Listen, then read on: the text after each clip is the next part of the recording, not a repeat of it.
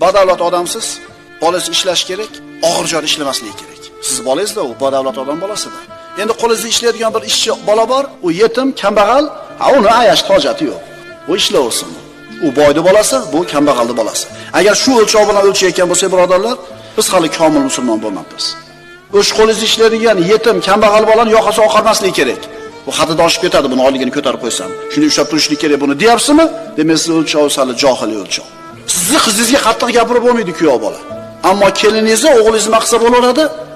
Agar shu o'lchovda yashayotgan bo'lsangiz, hali johiliy o'lchov ekan o'lchovingiz. Allohga hali siz aziz banda bo'lmabsiz. Dini, xulqi joyida bo'lgan, amali chiroyli bo'lgan bir yigitdan qizingizga sovchi keldi. Qizingizni bermaysiz. Nimaga? Qo'li kalta ulardi. Agar shu tushuncha bilan qizini bermayotgan bo'lsa, bu otani o'lchovi johiliy ekan. Boshqa sabab ko'rsat. Boshqa sababni ko'rsat, boshqa shaharda, lekin puli yo'qligini sabab qilma, birodar.